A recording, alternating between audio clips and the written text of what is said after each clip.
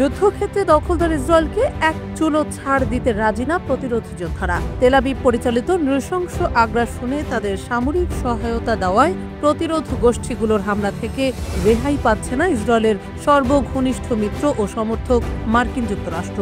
সম্প্রতি মার্কিন বিমানবাহী একটি রণতরীতে ক্ষেপণাস্ত্র হামলার দাবি করেছে ইরান সমর্থিত ইয়েমেনের হুথি বিদ্রোহীরা। 31 ডিসেম্বর মঙ্গলবার এক বিবৃতিতে ইয়েমেন সামরিক বাহিনীর মুখপাত্র ব্রিগেডিয়ার জেনারেল ইয়াহিয়া সারি বলেন, এই হামলায় ক্রুজ ক্ষেপণাস্ত্রের পাশাপাশি বহু সংখ্যক কামিকাজে ড্রোন ব্যবহার করা হয়। জেনারেল সারি বলেন, ইয়েমেনের যোদ্ধারা মার্কিন নৌবাহিনীর ইউএসএস হ্যারি এস ট্রুম্যান বিমানবাহী রণতরীতে হামলা চালিয়েছে। মার্কিন বাহিনী ইয়েমেনের বিরুদ্ধে একটি বড় বিমান হামলা চালানোর প্রস্তুতি নিচ্ছিল বলেও দাবি করেন তিনি।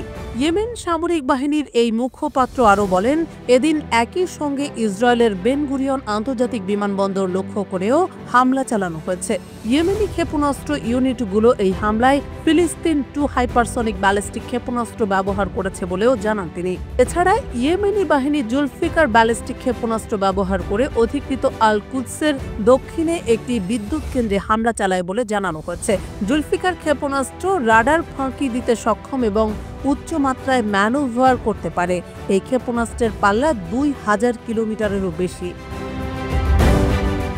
এদিকে ইসরায়েলি সেনাবাহিনী বলছে, তারা ইয়েমেন থেকে ছোড়া ক্ষেপণাস্ত্র আকাশ প্রতিরক্ষা ব্যবস্থার মাধ্যমে আটকে দিয়েছে। ক্ষেপণাস্ত্রগুলো ইসরায়েলের আকাশে প্রবেশের আগেই আকাশ প্রতিরক্ষা ব্যবস্থা সেগুলোকে শনাক্ত করে এবং আকাশেই ধ্বংস করে। তবে তেল আবিব জুড়ে সতর্কতা সাইরেন বেজে ওঠার কথা জানিয়েছে বিভিন্ন সংবাদ মাধ্যম।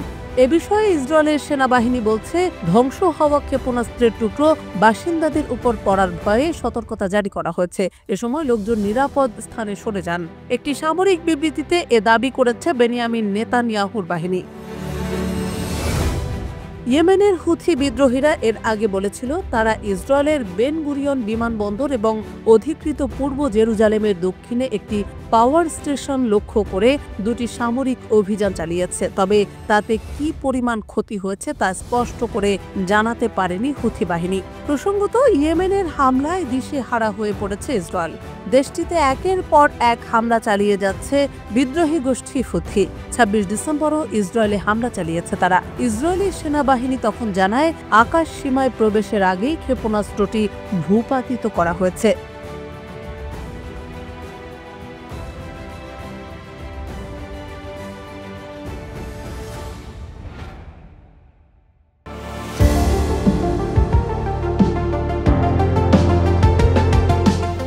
প্রযুক্তির দিক থেকে বরাবরই চীন এক ধাপ এগিয়ে, তবে এবার আলাদাই এক চমক দেখালো বেইজিং। জানা গেছে, মার্কিন অর্থ দপ্তরে হামলা চালিয়েছে চীনা হ্যাকাররা। গেল ডিসেম্বর মাসের শুরুর দিকে এই সাইবার হামলার ঘটনা ঘটেছে বলে দাবি করেছে মার্কিন গোয়েন্দারা। তাদের অভিযোগ, চীনা হ্যাকাররা বেশ কিছু গুরুত্বপূর্ণ নথিও চুরি করেছে। খবরটি প্রকাশ করেছে সংবাদ মাধ্যম বিবিসি ও ডয়চে ভেলে। ট্রেজারি বিভাগের একজন মুখপাত্র জানান, ডিসেম্বরের শুরুর দিকে কয়েকজন কর্মকর্তার ওয়ার্কস্টেশন তথা কম্পিউটার ও গোপন নথিপত্রে চীনা হ্যাকারদের অনুপ্রবেশ ঘটেছে বলে নিশ্চিত হয়েছেন তারা। চীন সরকারের পৃষ্ঠপোষকতায় হ্যাকাররা এ হামলা চালিয়েছে বলে অভিযোগ তাদের। মার্কিন কর্মকর্তারা জানান, হ্যাকাররা অর্থ মন্ত্রণালয়ের একটি সিস্টেমে ও গোপন নয় এমন কিছু নথিতে প্রবেশ করতে পেরেছেন। হ্যাকিংয়ের এ ঘটনাকে বড় ঘটনা হিসেবে বিবেচনা করে এর প্রভাব খতিয়ে দেখতে এফবিআই ও অন্যান্য সংস্থার সঙ্গে কাজ করছে মার্কিন অর্থ মন্ত্রণালয়।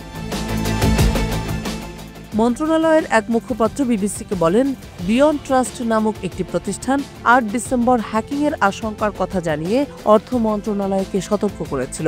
কোম্পানিটির মতে 2 ডিসেম্বর তারা প্রথম সন্দেহজনক গতিবিধি লক্ষ্য করে। তবে এর 3 দিন পর কোম্পানিটি বুঝতে পারে যে তাদের হ্যাক করা হচ্ছে। ওই মুখপাত্র আরও বলেন, হ্যাকার গোষ্ঠী অর্থ মন্ত্রণালয়ের অনেক কর্মীর কর্মক্ষেত্র ও তাদের কাছে রাখা গোপন নয় এমন নির্দিষ্ট কিছু নথিতে প্রবেশ করতে সক্ষম হয়েছে। তবে কোন নথি হ্যাকারদের হাতে পড়েছে ও কত সময় ধরে হ্যাকিং হয়েছে তা জানায়নি মন্ত্রণালয়। মার্কিন অর্থ মন্ত্রণালয় আইন প্রণেতাদের কাছে পাঠানো চিঠিতে জানিয়েছে, চীনা ভিত্তিক ওই হ্যাকার গোষ্ঠী অফিসের বাইরের পরিষেবা প্রদানকারীদের ব্যবহার করে মন্ত্রণালয়ের সিস্টেম হ্যাক করতে সক্ষম হয়েছে। এই সিস্টেম ব্যবহার করে কর্মীরা অফিসের বাইরে থেকে মন্ত্রণালয়ের সিস্টেমে ঢুকে কাজ করতে পারেন। সাইবার সিকিউরিটি ও ইনফ্রাস্ট্রাকচার সিকিউরিটি সংস্থা এবং ফরেনসিক তদন্তকারীরা এ ঘটনার সার্বিক প্রভাব খতিয়ে দেখতে মার্কিন গোয়েন্দা সংস্থা FBI এর সঙ্গে কাজ করছে। এখন পর্যন্ত পাওয়া তথ্য প্রমাণের ভিত্তিতে মার্কিন কর্মকর্তারা বলেন, চীনের রাষ্ট্রীয় মদতপুষ্ট একটি হ্যাকার গোষ্ঠী APT এ ঘটনা ঘটিয়েছে বলে মনে করা হচ্ছে।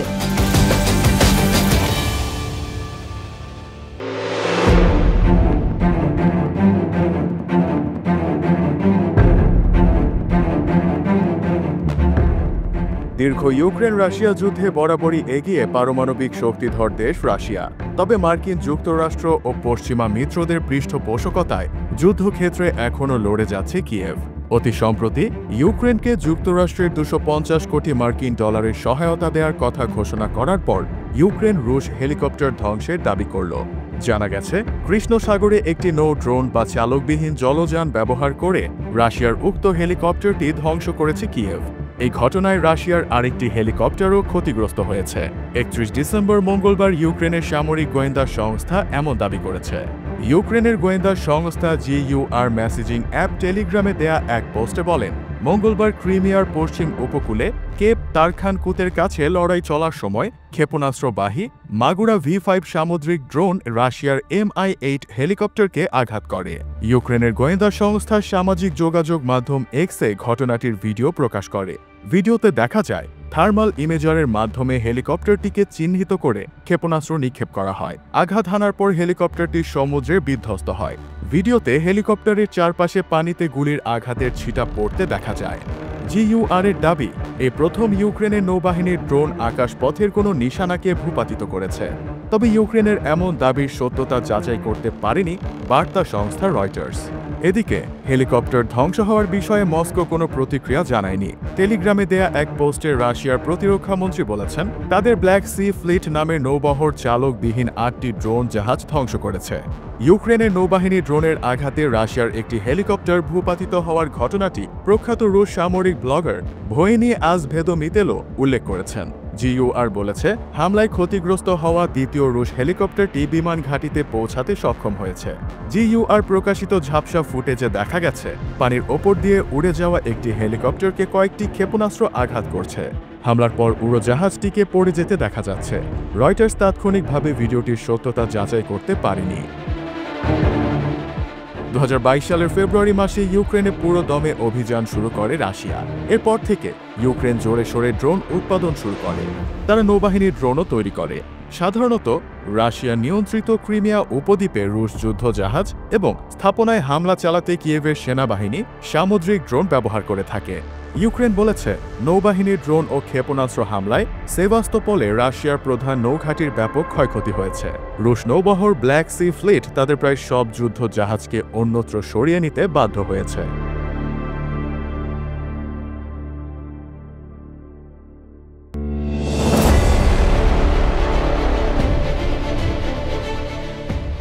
সাম্প্রতিক সময়ে দক্ষিণ এশিয়ার বৃহত্তম দেশ ভারতের সঙ্গে এর প্রতিবেশী রাষ্ট্রগুলোর সম্পর্ক খুব একটা ভালো যাচ্ছে না। এবার জানা গেল, মালদ্বীপের প্রেসিডেন্ট মোহাম্মদ মুইজ্জুকে ক্ষমতাচ্যুত করার পরিকল্পনা করেছিল ভারতের গোয়েন্দা সংস্থা র। গত 30 ডিসেম্বর সোমবার প্রভাবশালী মার্কিন সংবাদ মাধ্যম ওয়াশিংটন পোস্ট এই তথ্য জানায়। তারা জানায়, যুক্তরাষ্ট্রের ওয়াশিংটনে ভারতীয় দূতাবাসে কর্মরত রয়ের এজেন্ট এই বিষয়ে পরিকল্পনা সাজিয়েছিলেন। ওই সময় চীনপন্থী মুইজ্জু মাত্র কয়েক মাস আগে প্রেসিডেন্ট হিসেবে শপথ নেন এবং মালদ্বীপ থেকে ভারতীয় সৈন্যদের প্রত্যাহার করে নিতে দিল্লিকে বাধ্য করেন। প্রতিবেদনে বলা হয়েছে, জানুয়ারিতে মুইজ্জু শপথ নেয়ার কয়েক মাস পর যুক্তরাষ্ট্রের ওয়াশিংটনের ভারতীয় দূতাবাসের র এর কর্মকর্তা তাকে ক্ষমতাচ্যুত করার পরিকল্পনা করেন। তার লক্ষ্য ছিল 2 ভারতীয় মধ্যস্থতাকারীর মাধ্যমে এই কাজ করা হবে, যাদের মালদ্বীপের রাজনৈতিক ও ব্যবসায়িক যোগাযোগ আছে। তাদের মধ্যে একজন হলেন সাবেক পুলিশ কর্মকর্তা শিরিশ থোরাত। তিনি মালদ্বীপে বেসরকারি নিরাপত্তা বাহিনীর কন্ট্রাক্টর হিসেবে কাজ করেছেন এবং তার সঙ্গে দেশটির সাবেক প্রেসিডেন্ট মোহাম্মদ নিশাদের যোগাযোগ ছিল। অপরজন হলেন সাভিও রদ্রিগেজ।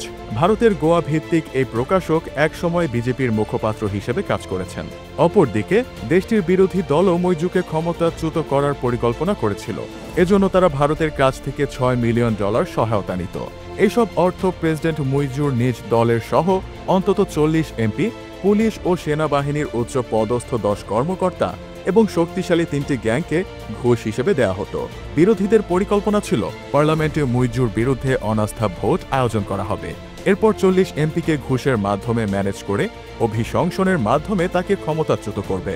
তবে এই পরিকল্পনা আর আগায়নি বলে জানিয়েছে ওয়াশিংটন পোস্ট। উল্লেখ্য যে বিগত 2023 সালের শেষ দিকে মোহাম্মদ মুইজু ভারতের জন্য বড় সমস্যা হয়ে দাঁড়িয়েছিলেন। নবনির্বাচিত মালদ্বীপের প্রেসিডেন্ট জ্বালাময়ী ভাষণে তার দেশ থেকে ভারতীয় সৈন্যদের বহিষ্কারের প্রতিশ্রুতি দেন। তার অন্যতম নির্বাচনী প্রতিশ্রুতিও ছিল এটি। ততদিনে মালদ্বীপের নাগরিকদের মধ্যেও ভারত বিরোধিতা তীব্র রূপ ধারণ করেছে। মানুষের এই মনোভাবকেই তিনি ভোটের রাজনীতিতে কাজে লাগাতে চেয়েছিলেন। তিনি সফলও হয়েছেন। শুরু থেকে মুইজু ভারতের আঞ্চলিক প্রতিদ্বন্দ্বী চীনের সঙ্গে ঘনিষ্ঠ সম্পর্ক বজায় রেখে চলার নীতি গ্রহণ করেন। বেইজিংয়ের সঙ্গে সামরিক সহযোগিতা চুক্তি স্বাক্ষর করার চেষ্টাও করেন। এ সকল বিষয়কে মাথায় রেখে বিশ্লেষকগণ বলছেন, ভারত মালদ্বীপের প্রেসিডেন্ট মুইজুকে কার্যত বিপদ মনে করে বলেই তাকে ক্ষমতাচ্যুত করার পরিকল্পনা গ্রহণ করেছিল।